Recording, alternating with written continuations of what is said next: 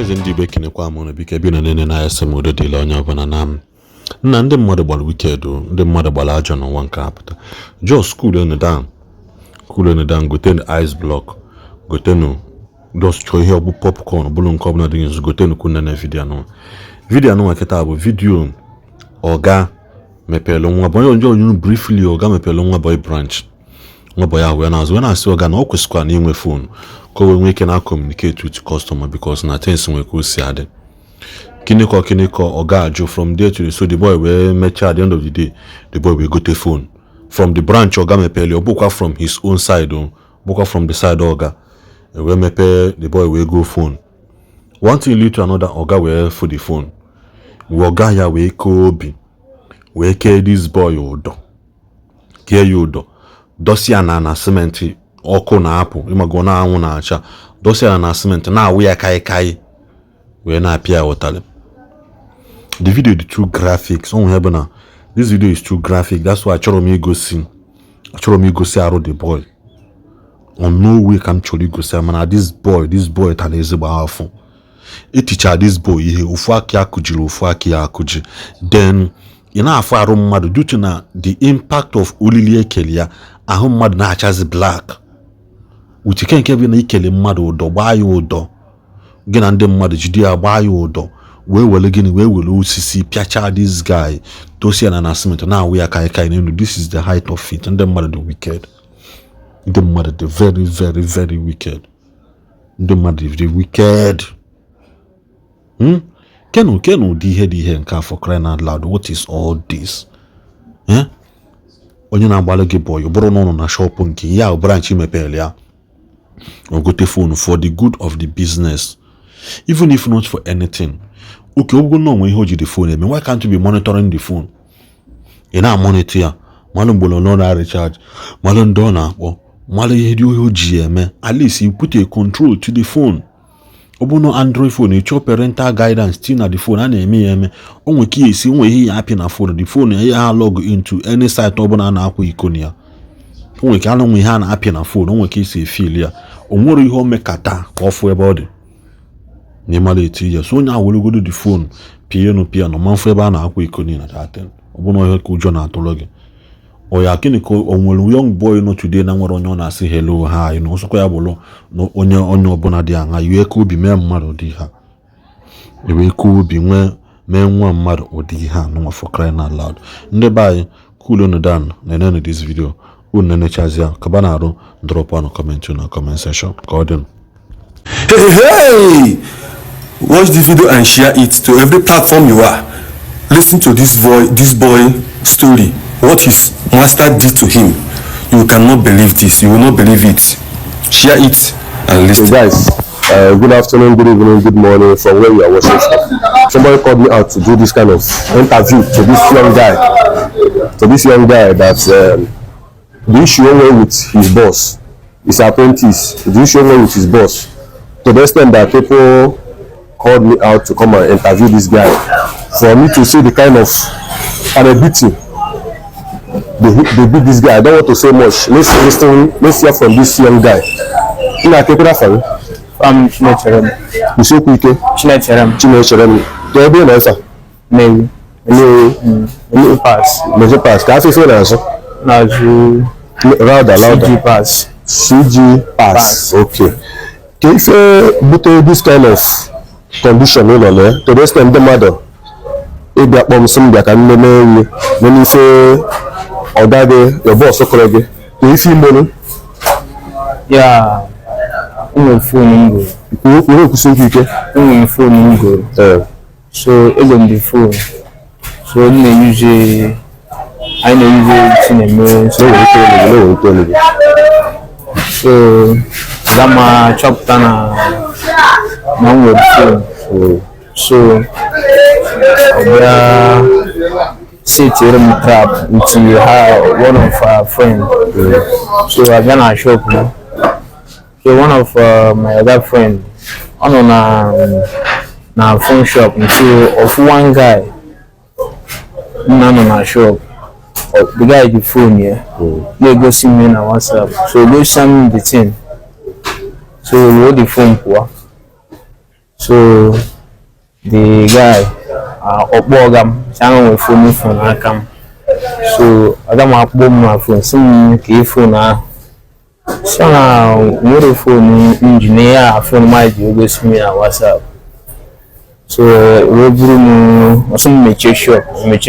What time is the shop? Around 12 or 11. Go to AM. AM, yeah. Okay.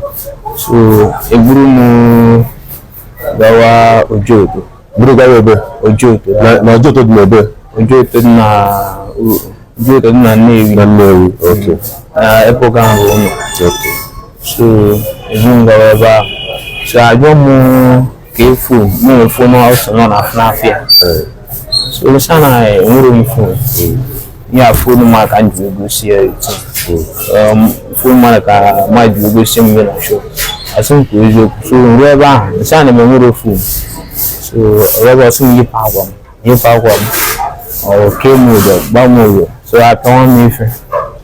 Ya mi fe. Okay, it's no problem. Audience and fans, they if I'm sure okay, let me just speak in English. This I'm trying to explain now, that this situation, this boy complaining that now over the phone open a shop, we try to go somebody if one of the other agents we're gonna send you around. Now they monitor this guy.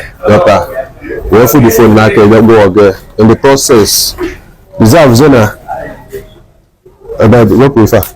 You pay aqua. Just we how you pay. Okay. Go for situation now you that you pay aqua. Okay. Well, we need to go. Yeah, that's right.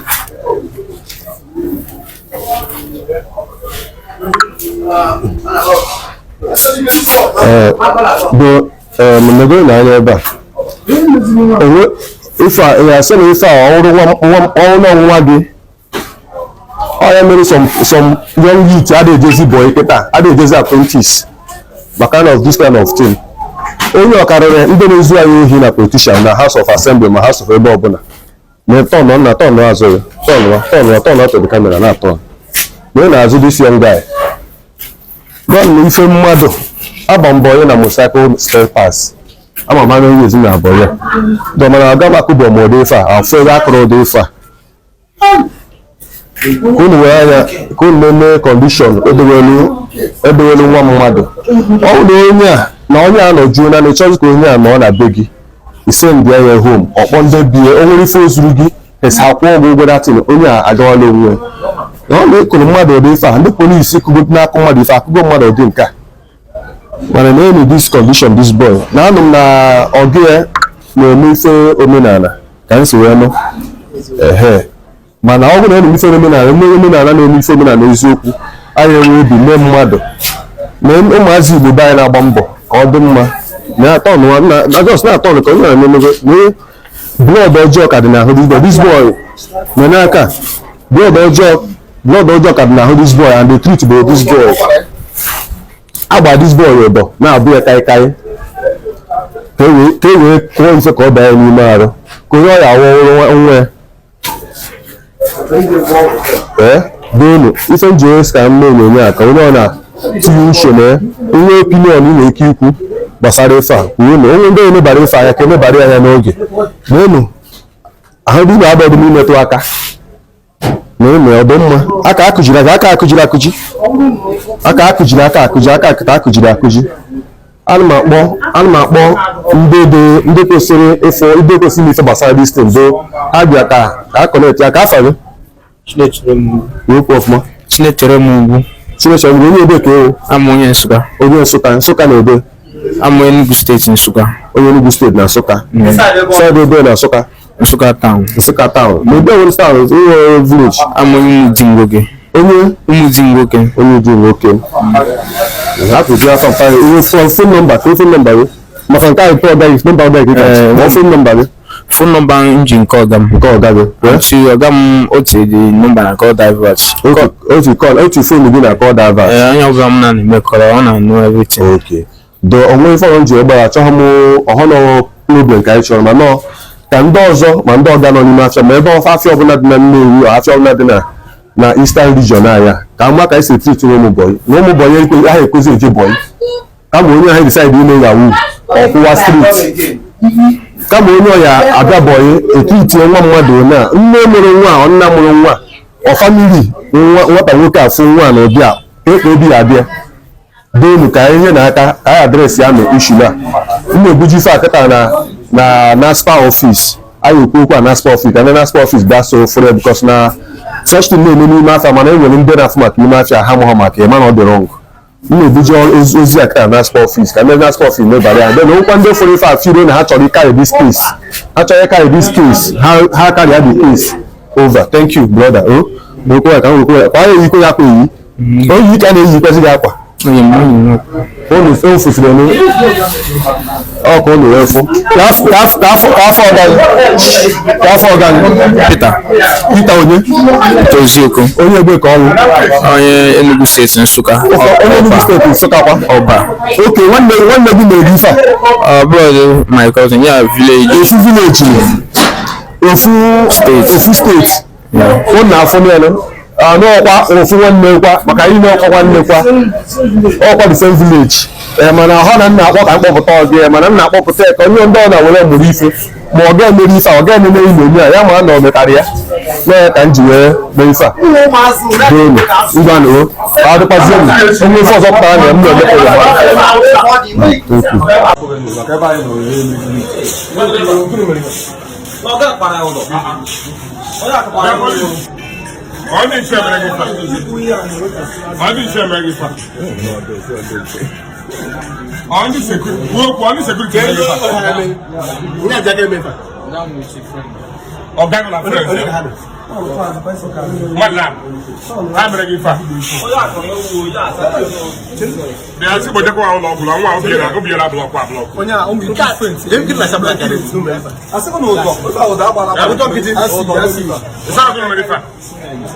Cement, go to cement.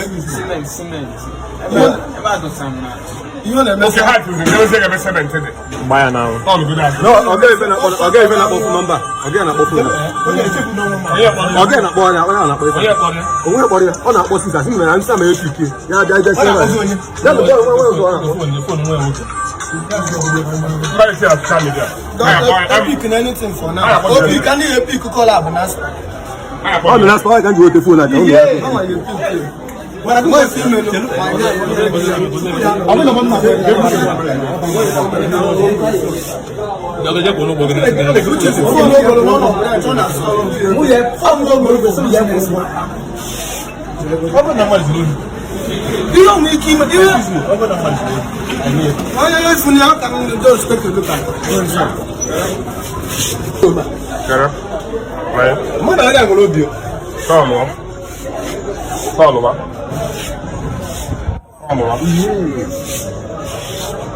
Kedu onye mere gị fa?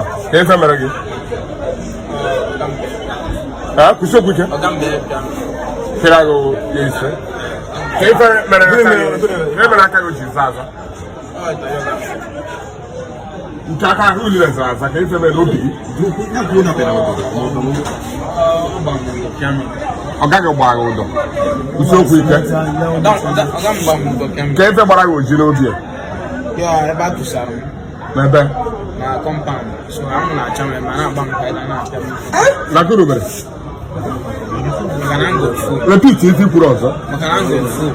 Na ana awụ dị Agbasam na agba m kai na apịa m ife. Na agba kai na apịa ife. Onye pịara ife ahụ? Ọga man. Kedu afọ ọga gị? Peter.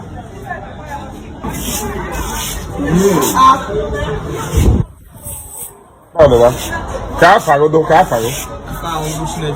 Chinechere nwa bụ onye ka ewu. Peter onye? Peter Venkas ọmụ maka ife a. Venkas adịrị awe. So kedu ife mere eji gbubasị gị ahụ? Ọ maka eji gbubasị gị ife a ka osisi ka ife mere gị ife a? Agbaghị ụdọ. Kedu ebe gbara ụdọ a? Onye bụ ọga gị? Venkas. So, nya mere gị fa niile maka na na-agbara ya bọ. Kedu ihe mere ji mee gị fa? Igo phone. Ị nọ branch? Ị na-azụ branch? Ọ sị gị egoro phone? Also, I'm gonna phone. Problem is, I need the phone. You need the phone. And in my branch, I'm a per branch. So you go phone, you go and the customer, then, when you talk about that, you know, you may only win. I can't go, I will win. Okay. They can't buy you want all the go for a but you know. I'm for one car. Okay, no problem. Come money horse, madam. Okay, one of them. Come back. Good afternoon, good evening. We have arrived at the hospital. They admitted the boy. I think we don't have much to say. Let's go inside.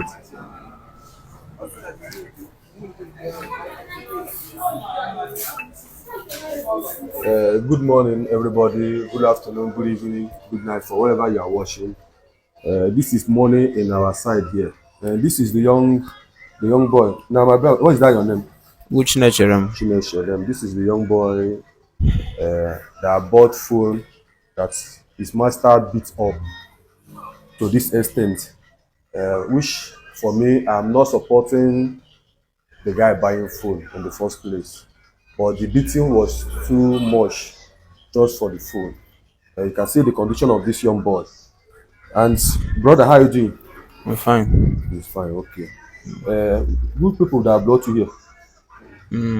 Naspa people. Motorcycle pass. From Mission Pass. From motorcycle pass. So they are the people that hand you over to them. They are the one that brought you here. Yes, sir. And your boss has and be arrested. Yes, sir. Yeah. This money is some people that came here that gave you this money, Abi? Yes, sir. Okay. You can answer the call when this call comes back. For now, please, our audience, this is the young boy, which you have already seen the boy. Video the guy very well. Hello? And boys, I think he's taking treatment very well. And before all these incidents that happened, we found out this boy, all his body was swelling up. But thank God that we brought him here safely and everything. I think all the NASPA staffs and other importers that contributed money and do all the needful to bring this boy first to the hospital. So thank you all for your handwork. And another thing, please, people commenting, or please don't comment maybe anyhow, please. And some people are trying to blame me. Why did I take the video without taking the boy to his organ to verify what really happened? But please don't be offended on that. But because I take the measure I saw in that moment, because this boy is already smelling. This boy was smelling yesterday. Have you taken your bath since that Wednesday? You have taken your bath, but really the boy is smelling on that day and making that video. But thank God, they have cleaned you up, Abi, and boy is now okay. I think the parents or the guardians or the relation, they are coming to take over from here. Please, I think I'm done with this case. Maybe if anything comes out, I can still let you guys know. Thank you all and God bless you. For people who want to have a contact with this guy, I don't know how you guys will have a contact with the guy, because I will do my best to know how to, if you want to reach out to him.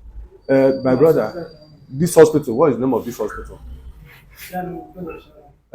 Rose of Sharon. This hospital is Rose of Sharon at Nnewi, along Amoko Axis to KDR Axis. If you are coming from roundabout, it's from KDR to Amoko. If you are coming from this thing, maybe other side of you can come from Amoko, please. I believe this boy can still have you guys. If you have anything in mind, maybe advice, or how you want to know more thing about everything that happened, I think you can come around and find out. Please, thank you and God bless you all.